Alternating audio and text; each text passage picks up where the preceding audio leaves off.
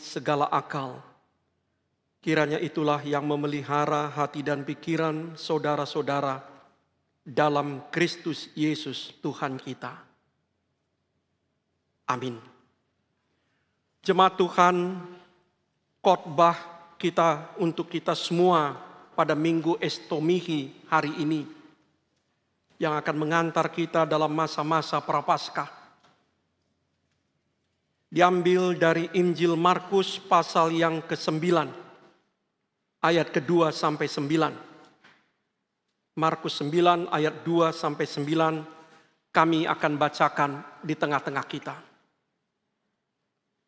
6 hari kemudian Yesus membawa Petrus, Yakobus dan Yohanes, dan bersama-sama dengan mereka ia naik ke sebuah gunung yang tinggi. Di situ mereka sendirian saja. Lalu Yesus berubah rupa di depan mata mereka. Dan pakaiannya sangat putih berkilat-kilat. Tidak ada seorang pun di dunia ini yang dapat mengelantang pakaian seperti itu. Maka nampaklah kepada mereka Elia bersama dengan Musa. Keduanya sedang berbicara dengan Yesus.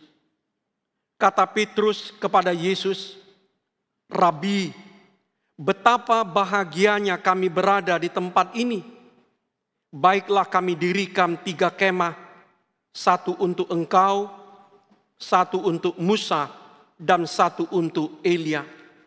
Ia berkata demikian sebab tidak tahu apa yang harus dikatakannya, karena mereka sangat ketakutan. Maka datanglah awan menaungi mereka, dan dari dalam awan itu terdengar suara, "Inilah anak yang kukasihi, dengarkanlah dia." Dan sekonyong-konyong, waktu mereka memandang sekeliling mereka, mereka tidak melihat seorang pun lagi bersama mereka, kecuali Yesus seorang diri. Pada waktu mereka turun dari gunung itu, Yesus berpesan kepada mereka supaya mereka jangan menceritakan kepada seorang pun apa yang telah mereka lihat itu sebelum Anak Manusia bangkit dari antara orang mati. Sampai demikian pembacaan kita. Saudara-saudara, apa yang barusan kita baca adalah kisah tentang pemuliaan Yesus di gunung yang disaksikan oleh 3 murid yang sangat dipercayanya, Petrus, Yakobus, dan Yohanes. Sering juga disebut dengan peristiwa transfigurasi atau perubahan rupa Yesus di hadapan murid-muridnya sebelum ia disalibkan, sebelum ia bangkit. Saudara-saudara, apa yang bisa kita petik dari kisah peninggian, pemuliaan, atau transfigurasi Yesus yang kita baca tadi? Ada 3 hal. Pertama, Allah menguatkan kita untuk mengikut Yesus dan menjadi muridnya. Allah menguatkan saudara dan saya untuk mengikut Yesus dan menjadi muridnya. Yesus memanggil saudara dan saya menjadi murid, menjadi pengikutnya. Bukan sekedar menjadi penggemar atau pemujanya belaka. Apalagi menjadi penonton atau komentator atas apa yang dilakukan atau yang dialaminya. Yesus mau saudara dan saya menjadi murid, menjadi pengikut Dia. Menjadi murid atau pengikut Tuhan, pengikut Yesus berarti berguru kepadanya, belajar kepadanya dalam segala hal. Bukan hanya dalam satu keterampilan atau satu ilmu, tapi belajar dalam segalanya kepada Kristus Yesus itu. Melihat langsung bagaimana Dia bersikap, bagaimana Dia mengambil keputusan. Tinggal di dalam Dia, tinggal bersama Dia, dan mencontoh Dia. Pada zaman dahulu, para murid atau bahasa yang lebih kita kenal di negeri kita, para santri itu tinggal bersama gurunya. Kemanapun gurunya pergi, para muridnya selalu mengikut di belakang. Dan mereka bukan seperti murid-murid zaman modern, tinggal di rumah, kemudian datang ke sekolah, belajar, kemudian pulang lagi. Tapi yang dinamakan murid itu adalah tinggal bersama, tinggal di dalam guru sampai selamanya. Nah, karena itu saudara-saudara, kalau dikatakan tadi Allah mau menguatkan saudara dan saya mengikut Yesus, menjadi muridnya, ada dua hal. Pertama, supaya kita mengikut Yesus, menjadi murid Yesus, percaya sepenuhnya, percaya tanpa syarat, percaya secara mutlak kepada Allah. Itulah yang dilakukan Yesus. Dia percaya tanpa syarat, percaya sepenuhnya, percaya secara mutlak kepada Sang Bapa. Walaupun riskan. Walaupun untuk itu ada sejumlah pengorbanan. Walaupun untuk itu dia harus mengalahkan keinginan dan kehendaknya sendiri. Karena itu ketika kita mengatakan aku adalah murid Tuhan, aku adalah murid Kristus, maka kita diajak, ditantang untuk mengikut Yesus, percaya sepenuhnya, percaya tanpa syarat kepada Allah, Sang Bapa itu. Saudara-saudara, dengan kata lain, bersama-sama dengan Yesus, tidak ada syarat yang kita ajukan lagi kepada Allah. Aku mau percaya, tapi inilah syarat dan ketentuannya. Aku mau percaya kepada Allah, syaratnya aku sehat. Aku mau percaya kepada Allah, syaratnya kondisi aman. Aku mau percaya kepada Allah, syaratnya aku sukses. Aku mau percaya kepada Allah, tapi syaratnya hidupku aman dan tentram. Yesus membuang semua syarat itu. Dan dia percaya tanpa syarat kepada Allah. Dan dia mau murid-muridnya melakukan hal yang sama. Dan Allah mau menguatkan murid-murid Yesus untuk percaya tanpa syarat kepada Sang Bapa itu, sama seperti Sang Guru. Yang kedua, menjadi murid Yesus atau mengikut Yesus berarti mengikut Dia, mengasihi sesama juga tanpa syarat. Yesus mengasihi sesama tanpa syarat. Karena itu dia masih bisa mengasihi walaupun dia tergantung di kayu salib. Dia masih bisa memberikan pengampunan kepada orang yang menyangkal dia, kepada orang yang menyakiti hatinya. Bagi Yesus, kasih adalah nilai dan hukum tertinggi. Sekali lagi, bagi Yesus, cinta kasih itu adalah nilai dan hukum tertinggi. Tidak ada lagi yang lebih tinggi dari kasih. Karena itu, ketika kasih menjadi hukum yang tertinggi, satu-satunya yang bisa kita lakukan adalah tunduk kepada tuntutan kasih itu. Itulah yang dilakukan Yesus. Dan semua murid-muridnya diminta melakukan hal yang sama, mencontoh dia.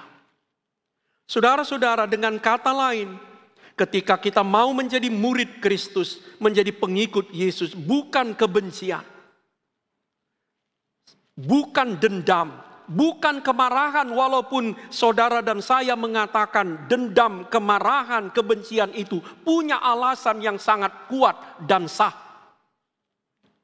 Bukan permusuhan, tetapi kasih itulah yang paling tinggi sebagai tuntutan hukum. Karena itu saudara-saudara, ketika saudara dan saya pakai kata saudara dan saya, masih menjadikan kemarahan, kebencian, dendam, kesumat sebagai nilai yang paling tinggi, yang tidak bisa dihilangkan, sebetulnya kita belum menjadi murid atau pengikut Yesus. Sebab semua pengikut Yesus menjadikan cinta kasih itu sebagai hukum, sebagai nilai yang tertinggi. Karena itu saudara-saudara, mengikut Yesus, percaya tanpa syarat kepada Allah, mengikut Yesus, mengasihi juga tanpa syarat kepada sesama, sangat riskan. Sangat riskan. Dan memiliki harga, memiliki kos yang mesti kita bayar. Ketika kita mau belajar mengikut Yesus, percaya tanpa syarat, percaya absolut kepada Allah, dan mengasihi sesama juga tanpa syarat. Ada rupanya kos, ada harga yang mesti kita bayar. Dan kita tidak bisa menghindar dari kos, dari harga itu. Tentu harganya mungkin tidak sebesar yang dibayar Kristus. Kristus membayar ketaatannya tanpa syarat dan cinta kasihnya tanpa syarat itu dengan nyawanya, dengan kematiannya. Saudara dan saya tidak. Tapi tetap ada harga yang mesti kita bayar dan kita mesti mau membayarnya. Karena itu saudara-saudara, hari ini Injil Markus mengatakan kepada kita, Allah mau menguatkan saudara dan saya menjadi murid Yesus, menjadi pengikutnya itu. Bila nanti saudara dan saya punya kesempatan pulang dari gereja ini, membaca kembali Injil Markus, kisah transfigurasi, kisah pemuliaan Yesus ini, didahului dengan pemberitahuan tentang penderitaan anak manusia. Markus menggambarkan Yesus sedang berjalan ke Yerusalem menuju pemenuhan kehendak Allah, menuju salib. Dan dia memberitahukan bahwa nanti anak manusia akan diserahkan. Dan pada hari yang ketiga bangkit. Saudara-saudara, sekali lagi Allah mau menguatkan, menyanggupkan saudara dan saya menjadi murid-murid Kristus. Supaya kita mengikut Yesus, belajar percaya tanpa syarat kepada Allah. Belajar membuang semua syarat yang pernah kita ajukan kepada Allah. Dan belajar juga mengasihi sesama tanpa syarat. Belajar membuang semua syarat juga untuk mengasihi. Yang kedua, apa yang kita bisa petik? Allah mengizinkan orang-orang yang dikasihinya hadir, mengalami, merasakan, menyaksikan hadiratnya. Hanya 3 murid yang diajak oleh Yesus naik ke atas gunung untuk mengalami hadirat Allah itu. Peristiwa transfigurasi atau perubahan figur, perubahan rupa Yesus sebelum kematiannya itu adalah peristiwa yang sangat luar biasa. Dan hanya 3 murid yang diizinkannya melihatnya. Ketika hanya mereka seorang diri di atas gunung. Para ahli itu mengatakan di gunung Muria. Tiba-tiba mereka melihat Yesus berubah-rupa. Mereka memakai bahasa zaman dahulu. Tidak ada orang yang mampu mengelantang, membuat pakaian putih seperti itu. Dan kemudian mereka melihat 2 nabi besar turun bercakap-cakap dengan Yesus. Satu Musa. Musa adalah orang yang menerima langsung hukum Allah dari tangan Allah. Dan yang kedua Elia, orang yang tidak mengalami kematian, naik langsung diangkat oleh Allah. Dan kemudian mereka merasakan awan turun. Awan selalu menjadi simbol kehadiran Allah. Kalau saudara-saudara baca nanti perjanjian lama juga perjanjian baru. Awan selalu menjadi simbol kehadiran Allah. Ketika Yesus naik ke sorga, dikatakan ada awan yang meliputi dia. Ketika umat Israel dalam perjalanan padang gurun, saban kali Allah turun, maka Allah turun di dalam awan. Dan itu yang dialami 3 murid itu. Dan kemudian mereka mendengar sabda yang mengatakan, inilah anak yang kukasihi. Sabda itu juga pernah didengar oleh Yohanes Pembaptis. Ketika dia hendak membaptis Yesus dan melihat langit terbuka. Dan Roh Kudus turun dalam rupa merpati turun dan tinggal dalam Yesus. Nah, yang paling menarik bagi kita respon murid-murid. Kita tidak tahu apa yang terjadi pada saat itu, apa yang mereka lihat. Kita hanya membaca kesaksiannya. Mereka melihat Yesus berubah rupa dalam rupa Allah. Mereka melihat Musa dan Elia. Mereka melihat ada awan yang turun dan mereka mendengar suara. Tapi yang paling menarik, dua respon murid itu. Pertama, bahagia. Petrus katakan, saking bahagianya, mari kami dirikan 3 tenda di sini. 1 untuk Elia, 1 untuk Musa, 1 untukmu. Tapi ada respon yang lain pada saat yang lama. Ketakutan. Saudara-saudara, ini menarik. Dalam kehidupan sehari-hari, kebahagiaan dan ketakutan tidak pernah bisa terjadi bersamaan. Orang yang bahagia tidak mungkin ketakutan. Dan orang yang ketakutan tidak mungkin bahagia. Itu dua hal yang bertentangan sama sekali. Tetapi ketika mereka merasakan hadirat Allah itu, dua itulah yang mereka alami. Di satu pihak mereka sangat bahagia, tidak terperikan. Tapi di sisi yang lain mereka sangat ketakutan, sangat merasa hormat dan takzim. Rupanya berada di dalam hadirat Allah itu, merasakan kemuliaan, merasakan kebesaran Allah itu menimbulkan rasa damai, menimbulkan rasa bahagia yang tidak terperikan itu. Tapi sekaligus juga menimbulkan rasa takut dan hormat yang luar biasa. Karena itu saudara-saudara, kalau ada orang yang mengatakan dia berjumpa, dia melihat kemuliaan Tuhan, tapi dia tidak merasa damai, dia tidak merasa bahagia, dia bohong.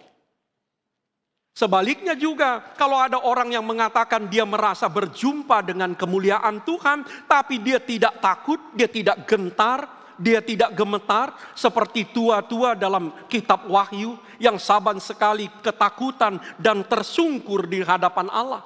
Sama seperti para gembala ketika didatangi Allah tersungkur ketakutan, dia juga bohong. Semua orang yang berada dalam hadirat Allah akan merasa damai dan bahagia. Tapi pada saat yang sama merasa takut, takzim, hormat, gentar. Nah saudara-saudara, pertanyaan. Kenapa Yesus mengizinkan 3 murid itu? Ini 3 kelak menjadi soko guru dari gereja purba. Petrus, Yakobus, dan Yohanes. Kenapa Yesus mengizinkan 3 murid itu mengalami penampakan yang luar biasa itu? Jawabnya cuma satu. Supaya kelak mereka kuat menghadapi penderitaan salib yang sebentar lagi menjelang. Saudara-saudara, rupanya kemuliaan Allah, kebesaran Allah tidak bisa dipisahkan, dijauhkan dari salib. Sebaliknya, salib tidak bisa dipisahkan dari kebesaran dan kemuliaan Allah.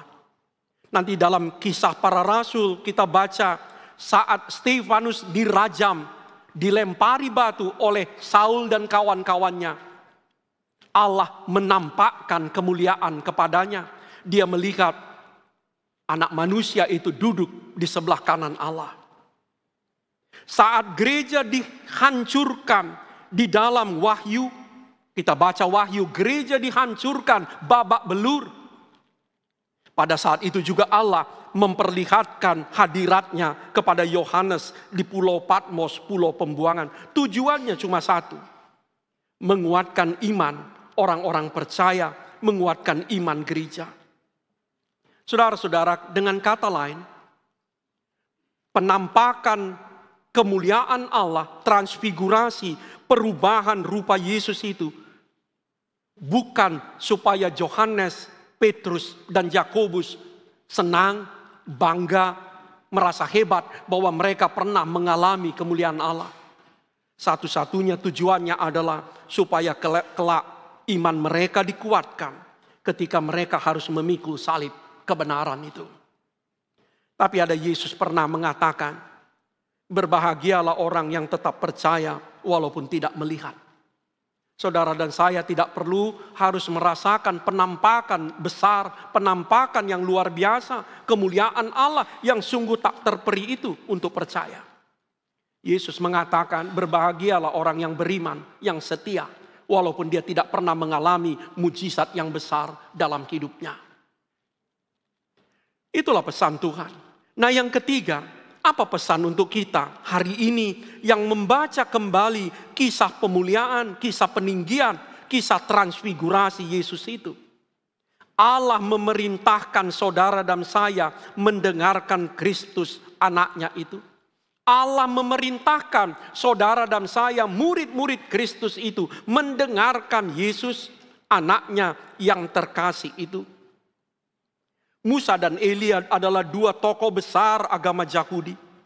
Sebagai yang kami katakan tadi, yang satu langsung menerima dari tangan Allah hukum-hukum itu. Yang satu lagi diangkat langsung oleh Allah ke sorga. Namun yang disebut sebagai anak terkasih adalah Yesus. Mau mengatakan bahwa apa yang dilakukan oleh Musa, apa yang dilakukan oleh Elia adalah mempersiapkan jalan bagi Kristus, anak Allah itu. Suara yang sama yang didengar oleh 3 murid itu adalah suara yang didengar oleh Yohanes Pembaptis ketika dia membaptiskan Yesus di tepi sungai Yordan. Ketika Yohanes Pembaptis membaptiskan Yesus di tepi Yordan, dia melihat langit terbuka. Dia melihat burung merpati turun dan tinggal dalam Yesus. Dan dia mendengar suara dari sorga yang mengatakan, inilah anakku, dengarkanlah dia. Kata kuncinya, dengarkanlah dia. Saudara-saudara, mendengarkan Yesus, mendengarkan sabdanya rupanya lebih penting dari memuja, dari menyampaikan pujian. Mendengarkan sabda Tuhan rupanya lebih penting daripada memuji Allah. Allah lebih suka didengarkan daripada disanjung, dielu-elukan, diberikan lambayan, diberikan sorak-sorai. Allah mau anaknya yang terkasih itu juga didengarkan. Dan hanya ada satu cara mendengarkan Kristus. Hanya ada satu cara mendengarkan Kristus, anak Allah itu. Baca Alkitab. Baca Alkitab. Ini PR besar amang inang bagi gereja kita HKBP. Kita selalu melatih diri kita untuk bernyanyi. Kita melatih diri kita untuk banyak hal.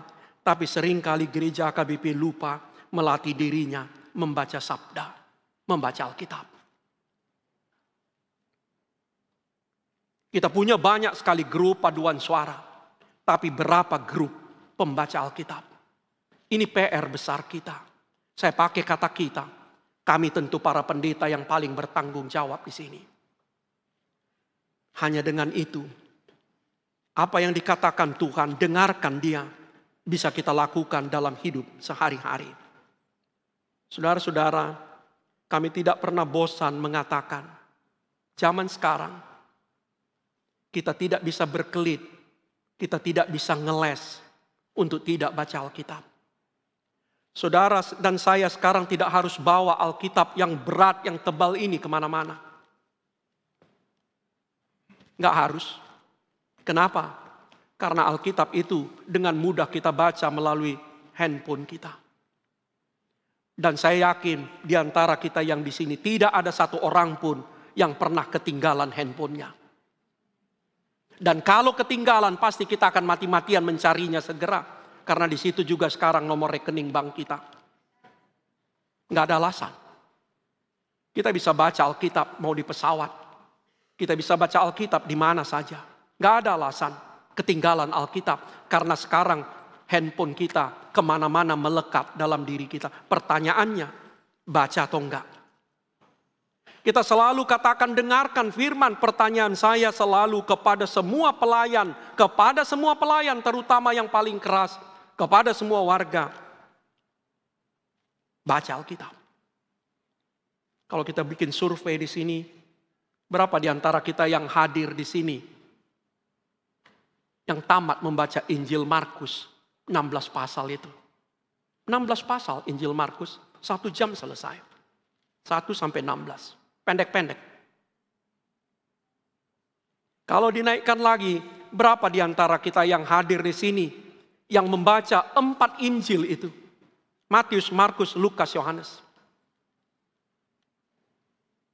Siapa yang tamat baca surat-surat yang pendek dalam perjanjian baru? Surat Filipi 4 pasal. Surat Galatia 6 pasal. 1-2 Tesalonik. Siapa yang tamat baca? Saudara-saudara, Allah bersabda dan itu yang didengarkan oleh Petrus, Yakobus dan Yohanes. Dengarkan dia. Ini anakku yang kukasihi. Dengarkan dia. Bagaimana kita bisa mendengar sabdanya kalau kita tidak pernah membacanya? Kenapa dipakai dulu kata dengarkan bukan baca? Dulu belum ada mesin cetak. Dulu belum ada mesin cetak. Kalau dulu sudah ada mesin cetak, pasti sabda ini bukan dengarkan, tapi bacalah.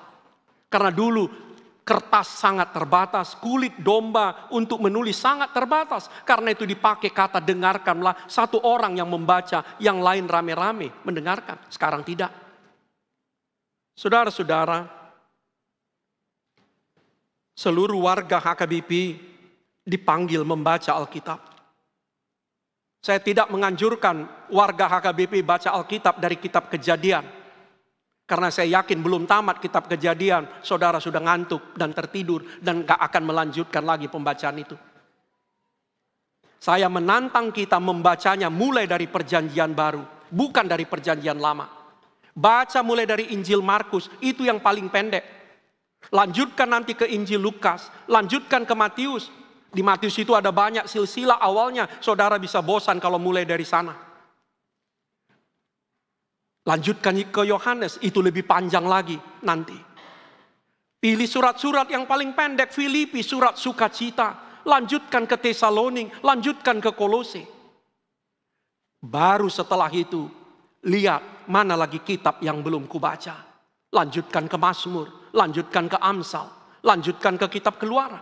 Sampai akhirnya kita terbentuk, memang semua surat kitab itu kita baca dan kita ulangi lagi sesudah tamat. Supaya apa?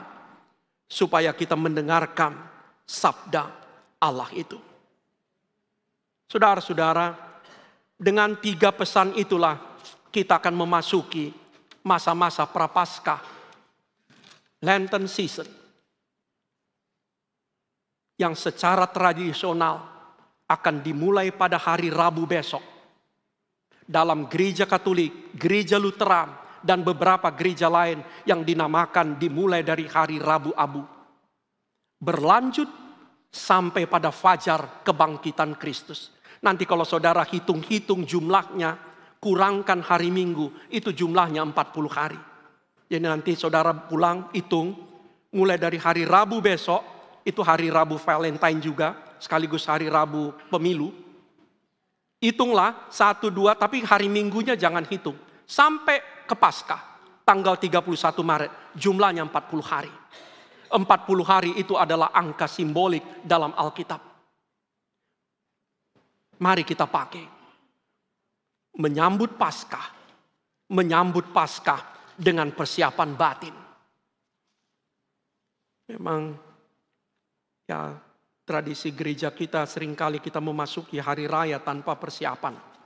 Tapi kami berani mengatakan, bila saudara berani dan mau mempersiapkan batin 40 hari dalam masa Prapaskah ini. Tidak diatur dalam aturan, tapi saudara sendiri yang buat aturan bagi sendiri saudara. Selama 40 hari masa Prapaskah ini saya akan berpantang. Saya nggak akan makan saksang. Misalnya, saya tidak akan menyentuh alkohol. Saya tidak akan menyentuh mie bagi orang yang tergila-gila dengan mie. Saya tidak akan menyentuh medsos bagi orang yang gatal, tidak bisa berhenti sama sekali melihat medsosnya. Mau mengatakan apa? Bukan untuk membuat kudus. Kekudusan kita tidak hadir, tidak lahir dari berpantang dan berpuasa. Mau mengatakan hanya satu yang tidak bisa kita lepaskan. Hanya satu yang tidak bisa kita lepaskan, yaitu Kristus yang mati tersalib dan bangkit itu. Saya bisa lepaskan alkohol 40 hari. Saya bisa lepaskan rokok 40 hari. Saya bisa lepaskan medsos 40 hari. Saya bisa lepaskan favorit saya, kesukaan saya 40 hari. Tapi satu hal tidak akan pernah saya lepaskan, yaitu Kristus yang mati tersalib dan bangkit itu. Itulah yang mau kita katakan amang inang. Supaya dengan itu kita bersama-sama dengan para murid, menjadi pengikut Tuhan yang hanya bergantung kepada Allah, yang mau menjadikan kasih sebagai hukum yang terutama. Kita mau supaya Allah juga memberikan izin kepada kita, sama seperti 3 murid itu, kita mengalami kemuliaan, mengalami hadiratnya yang penuh kebahagiaan sekaligus kegentaran itu. Dan kita mau Allah memberi kita kekuatan untuk mendengarkan sabda dan taat kepadanya. Mendengarkan sabda dan taat kepadanya. Terakhir kali kami sengaja dalam 2 pekan yang lalu kami khotbah di sini. Sekarang kembali diminta oleh Inang Roida. Bukan kebetulan, HKBP Menteng melalui seksi sending HKBP Menteng yang diketuai Inang Loli Siombing, diminta oleh HKBP ikut menjadi panitia jubileum 125 tahun sending HKBP. HKBP tahun ini nanti puncak perayaannya 30 Juni akan merayakan 125 tahun sending HKBP. Jadi sending yang dilakukan oleh HKBP. HKBP berdiri 1861, hanya 39 tahun sesudahnya HKBP juga sudah bersending, yang dipelopori oleh pendeta Henok Lumban Tobing. Dan hari ini, tahun ini, kita mau merayakan 125 tahun ini. Dan kami mengundang semua jemaat HKBP Benteng ikut ambil bagian dalam perayaan sending ini. Dan sebagaimana telah disampaikan oleh Opuye Porus dalam pertemuan di DKI, di Bekasi, dan di banyak tempat. Bila Tuhan berkenan, tanggal 30 Juni nanti HKBP akan mengutus 12 orang pekabar Injil ke Afrika. Selama ini kita sibuk dengan seremoni, selama ini kita sibuk dengan diri kita sendiri. Tetapi dalam perayaan sending ini kita bertekad HKBP kembali bermisi. Kita akan kirim 12 orang pekabar Injil ke Afrika sebagai bagian dari membayar hutang kita. Kita sudah berhutang kepada Injil, kita sudah menerima keselamatan. Dan karena itu kita membayar hutang kita, kita pun harus bermisi dan mengabarkan Injil kepada orang-orang lain. Dan kami butuh dukungan doa. Kami butuh dukungan doa. Karena sampai hari ini yang tersedia baru 7 orang. Kemarin sampai 9 orang, tapi tiba-tiba 2 mundur lagi. Gak tahu, dibayangkannya mungkin di sana banyak singa.